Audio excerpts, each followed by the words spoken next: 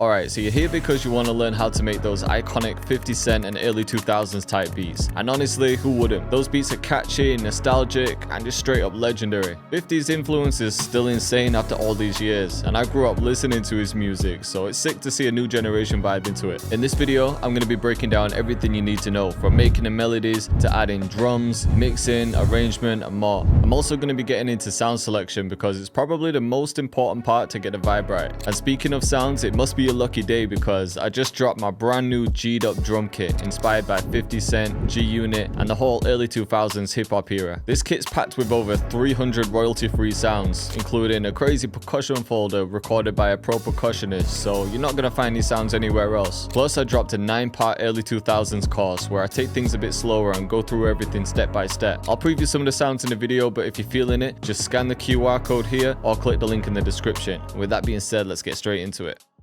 Alright, so we're in FL Studio. I've got the BPM set to 99 because anywhere around 100 seems to be good for these type of beats. Let me just quickly show you the G'd up drum kit. And when you open it up, of course, it's looking crazy in FL Studio. And this design was inspired by the 50th Law, the book from 50 Cent and Robert Greene, which I definitely recommend. It's got everything you need from bass and 808s, claps, cymbals, all your hats, open hats, crashes, and rides. And at the time I'm filming this kit isn't even finished yet, so there's going to be way more sounds in here, but I've got a whole fills folder, which are all tempo synced, so you can drag them straight into your session. These are sick for adding bounce. There'll be more effects, but I've got a mix of miscellaneous ones, like nice transitions, cash register, chorus rises. These really give it that early 2000s vibe. Then scratches, and I actually hired a DJ to record new scratches, but I did include everyone's go-to favorite one, which is this. Then of course you got kicks, a mix of live kicks and then modern ones. It's just a drum kit, so I didn't want to focus on loops, but I've included some bonus ones. This is one of my favorites. Crazy vibe.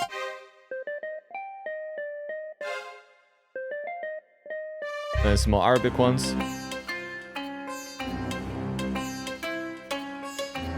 It gives me Scott Storch vibes. Loads of MIDI files for drums, loads of percussion, and like I said, there'll be a whole live percussion folder too, and loads of perc loops.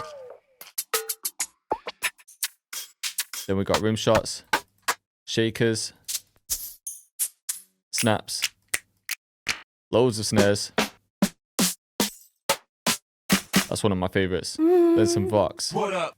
You're gonna see me putting this to proper use soon, but for now, let's make a melody. And I broke this down in my last 50 Cent tutorial, but if you missed it, I was explaining how important it is to get sound selection right. So not just the drums, I'm talking about the instruments you use as well. So whenever I'm trying to make a sound from a certain era, I think about what tools those producers were using at the time. In this case, it would be things like the Triton keyboard, Yamaha Motif, the Juno, the Mini Moog, and then if you wanted to go a bit deeper, you could look at reverbs like Relab, pressers like the LA2A, SSLG, and other bits of hardware. But the good thing is we have VST versions of a lot of them these days, so it's way more accessible. So I really like the Triton, you've probably seen me using this a lot. I also really like Xenology by Roland, and although they didn't have something like this at the time, there's still a lot of presets in here that give you similar characteristics. For example, if we go to harpsichord, this instrument was really popular, especially played higher up.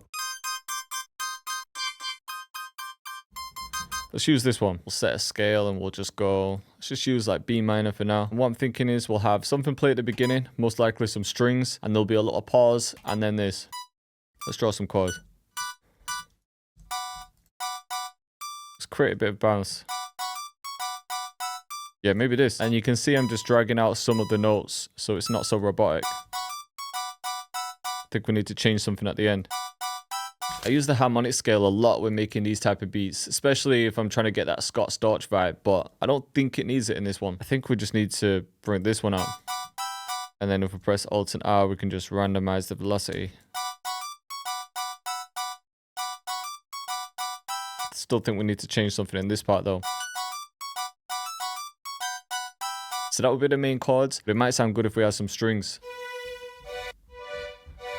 Even these, so I'll probably play something like, and all that is is the B minor chord. Could invert this as well, and then copy this up an octave.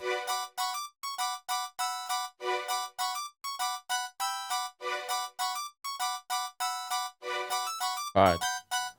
And then we could use those same strings, but what I'm going to do here is just add a pattern at the end. You just want the last note to end right. So we'll bring one note back here, maybe one more down here. And then from here, we need a couple more melodies. So I'm thinking some sort of guitar, maybe this. I'm just going to record something simple in.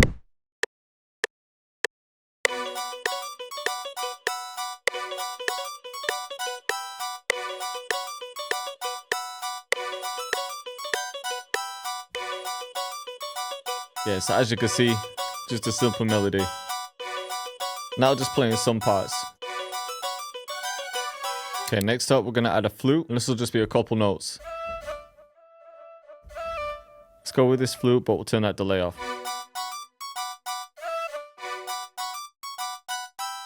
Copy that again. And adjust the delay a little bit. Yeah, I think that sounds better. I think we need some keys in there as well. Even just something simple like that. Let's just copy the MIDI in and let's pitch this down an octave. Turn it right down as well. Let's see what that harpsichord sounds like down an octave or two as well. Yeah, it's just going to thicken it up. The other thing we could add is another string, but we'll just have this in the hook and it'll be a sustained string. So we could go strings, could use legato strings or platinum. Try something like this.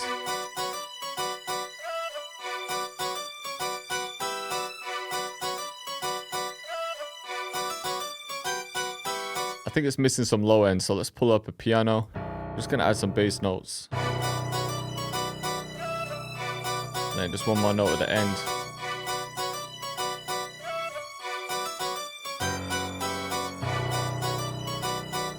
Or instead of that one note, we could follow this pattern.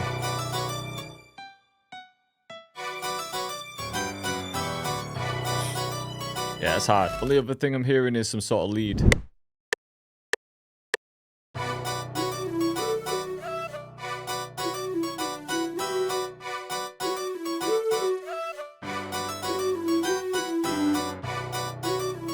Just tidied that up a bit. This will be another one that only comes in at some parts.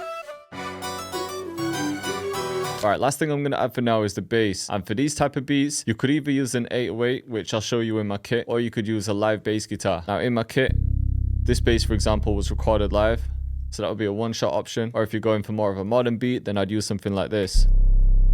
Or if you want a VST version, then again, could go for the Triton. See what the one-shot sounds like. Just a nice subby 808. Alright, just linked all instruments to mixers. We'll highlight everything and then select root to this track only on an empty insert, and that will send everything to the same one. Now we could just add one of the classic compressors.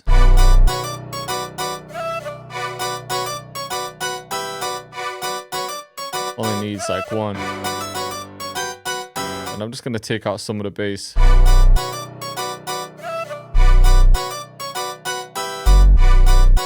think it just needs a simple pattern. And now let's get to the fun part, man. It's time to add the drums.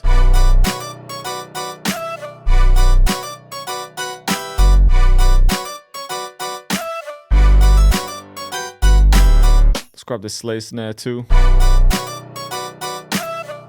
that here. Just stacking some layers. Let's try the shine one.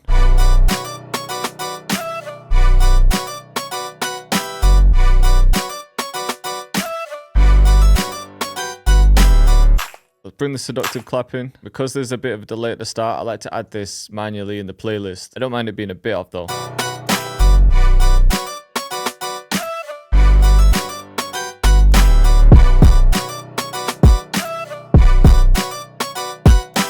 Then let's add a little ghost kick here.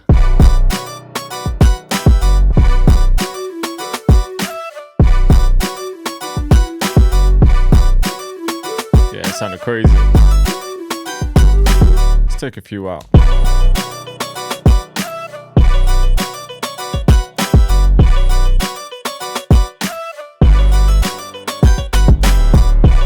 Just add two here.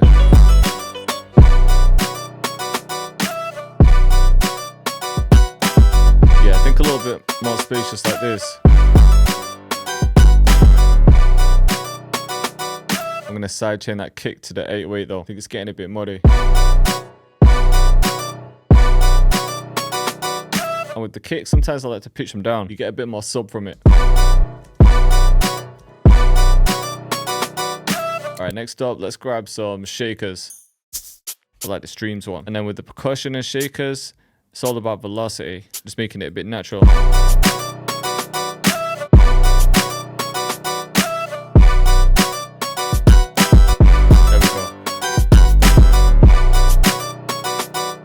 Let's go to the cymbals. We'll go to open hats. Let's use this rise one. Just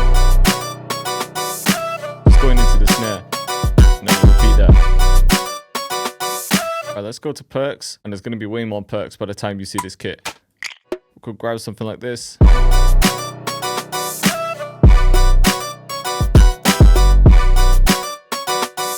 Even just those two. We'll grab something like this as well. Okay, and I don't want to go overboard with perks, but what I'm thinking is we could add a fill at the end. Then of course everyone likes to use that scratch, so we've got to include it. Yeah, just the one. We could get a Vox in as well, you know. Yeah, something like this cash register. Here. I think we could add this shot here as well.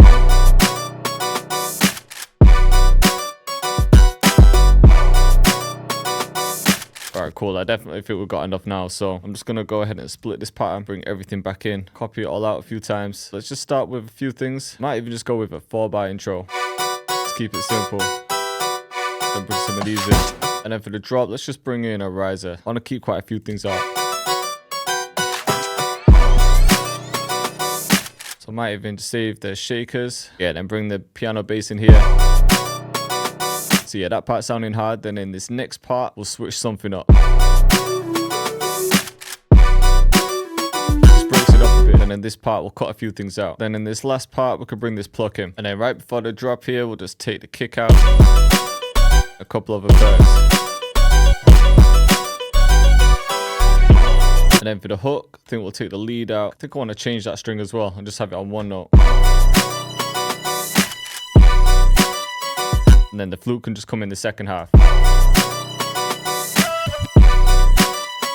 And then from here, I can just take this and copy it. All right, let's hear it from the beginning.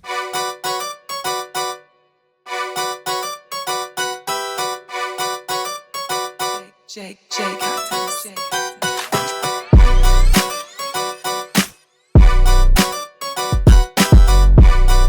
This is sounding hard. But we got that lead.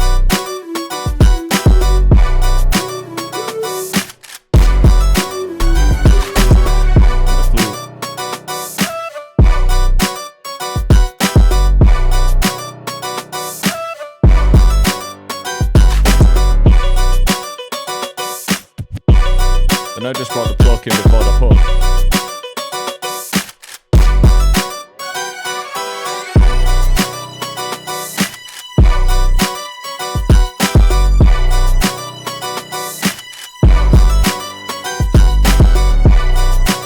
This is definitely giving me those 50 Cent vibes.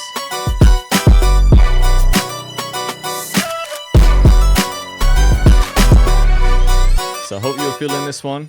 If you like the sounds I was using today, the G'd Up drum kit is out now. So you can scan the QR code or use the link in the description.